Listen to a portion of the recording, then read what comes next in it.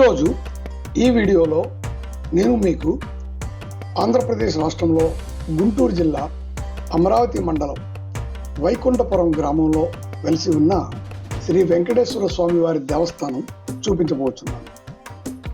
అంతేకాదు ఇక్కడి స్థల పురాణం కూడా మీకు తెలియజేస్తాను. శ్రీ స్వామివారు కృష్ణానది పుట్టక ముందు స్వయంభూగా వెలిసిన స్వామి.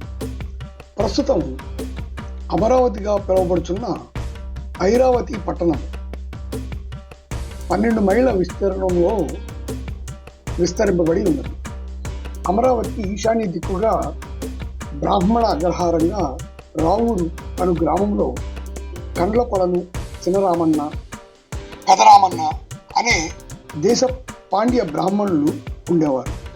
వారికి గల 100 ఆవులు పచ్చిక మేస్తూ ఈ కొండ మీద తిరుగుతూ ఉండేవి. వీటిలో జన్ని అనే ఆవు యొక్క పాలు శ్రీ స్వామివారు తాగేవారు. సాయంత్రం పూట ఆ ఆవు పాలు ఇచ్చేది కాదు. ఇలా కొన్ని రోజులు గమనించిన బ్రాహ్మణులు ఆ కాపరిని దండించారు. ఒకరోజు వారే స్వయంగా వచ్చేసరికి ప్రస్తుతం శ్రీ స్వామివారు ఉన్న గృహ వెనుక భాగంలో శ్రీ స్వామివారు పాలు తాగుట చూడగా వెంటనే ఒక మెరుపులా మెరిసి స్వామి అంతర్ధానమయ్యారు. అప్పుడు ఈ బ్రాహ్మణులు ఏదో ఎండవేళ వచ్చాము కదా, అందుకని కళ్ళు చెదిరి ఉండవచ్చు అనుకొని ఇంటికి వెళ్ళారు. ఆ రోజు కూడా సాయంత్రం పూట ఆ జన్ని ఆవు పాలు ఇవ్వలేదు.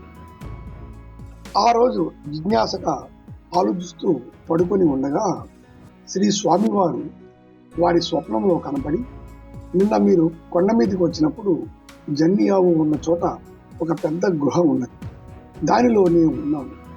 ఆ గృహమునందు నేను వెంకటేశ్వర స్వామిగా వెలిసి ఉన్నాను. ఆ గృహము కింది భాగాన తవ్వినచో నేను ఉంటాను అని చెప్పగా ఆ బ్రాహ్మణులు వెళ్ళి చూడగా ఆ స్వామివారు చిన్న కళ్ళు, వక్షస్థలము, పై 2 చేతుల్లో శంకు చక్రాలతో కనిపించారు.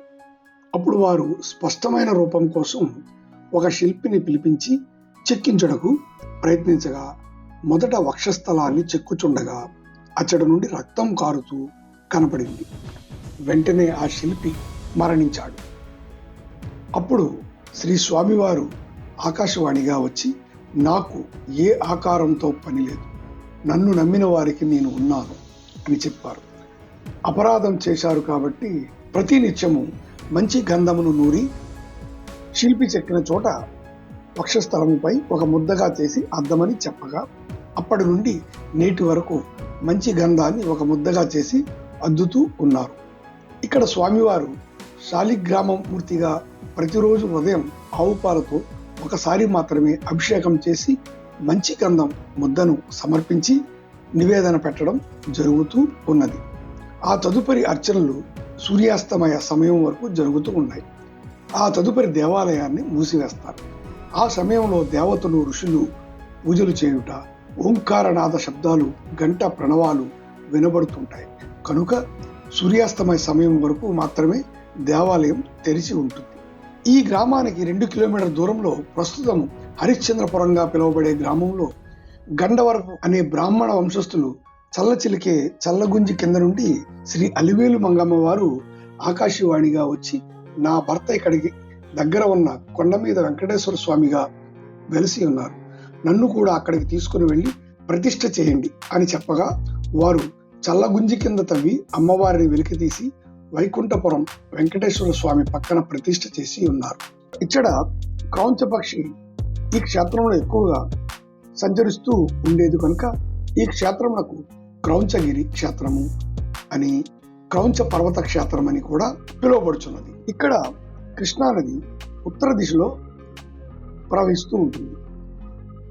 ఈ పవిత్ర పుణ్యక్షేత్రంలో స్వయంభూగా ఎగువ సన్నిధి యందు కొలువై ఉన్న శ్రీ వెంకటేశ్వర స్వామి వారిని దర్శించుకునే వచ్చే భక్తులు శ్రీ స్వామివారి సన్నిధి పాదాలు తాకుతూ ఉత్తర వాహినిగా ప్రవహించే కృష్ణానదిలో పుణ్య స్నానాలు చేయుటకు మరియు శ్రీ స్వామివారికి ప్రత్యేక పూజలు చేయించడానికి వచ్చే భక్తులకు మెరుగైన సౌకర్యాలు అందించాలి. శ్రీమంత్ రాజా వాసిరెడ్డి వెంకటాద్రి నాయుడు బహదూర్ మన్నే సుల్తాన్ గారు ఇక్కడ కొండ పైనున్న వెంకటేశ్వర స్వామితో పాటు కొండ దిగువన కూడా వెంకటేశ్వర స్వామి దేవాలయం నిర్మించారు. ముందుగా కొండ దిగువన స్వామివారిని దర్శించుకుంటారు.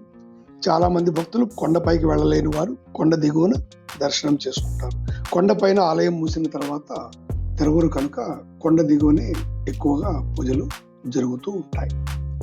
ఇవండి వైకుంఠపురం గ్రామంలో వెలిసి ఉన్న శ్రీ వెంకటేశ్వర స్వామి వారి ఆలయ విశేషాలు. వీలైతే ఈసారి అమరావతిని దర్శించినప్పుడు వైకుంఠపురంలో వెలిసి ఉన్న శ్రీ వెంకటేశ్వర స్వామి వారిని దర్శించి ఆయన కృపా కటాక్షాలకు పాత్రులు కండి. ధన్యవాదములు. ఇట్లు రామకృష్ణ దువ్వు.